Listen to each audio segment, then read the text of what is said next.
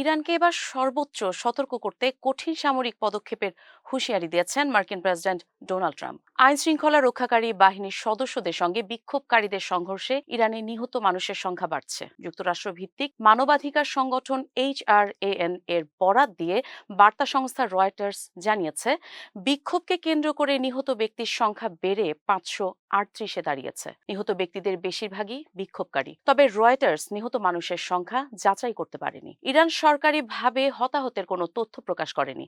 গত বৃহস্পতিবার থেকেই ইরানে ইন্টারনেট বন্ধ রয়েছে। পরিস্থিতির ভয়াবহতা দেখে ট্রাম্প তার হস্তক্ষেপকে নিশ্চিত করতেই যুক্তরাষ্ট্রে গতকাল রোববার ট্রাম্প এই হুঁশিয়ারির কথা জানিয়েছেন। ট্রাম্প আরও বলেন, আমরা বিষয়টি অত্যন্ত গুরুত্ব দিয়ে দেখছি। সামরিক বাহিনীও নজর রাখছে। আমরা খুব কঠিন কয়েকটি বিকল্প বিবেচনায় রাখছি। আমরা একটি সিদ্ধান্ত নেব।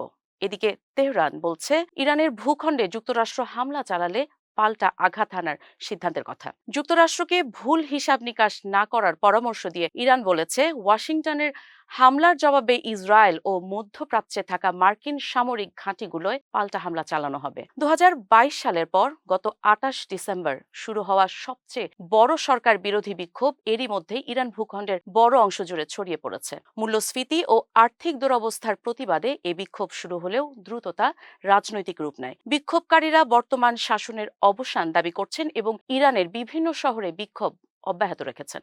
এদিকে বিক্ষোভকে পুঁজি করতেই বোধহয় চলমান পরিস্থিতিকে কেন্দ্র করে গত কয়েকদিনে যুক্তরাষ্ট্রের প্রেসিডেন্ট ডোনাল্ড ট্রাম্প একাধিকবার ইরানে হস্তক্ষেপের হুমকি দিয়েছেন।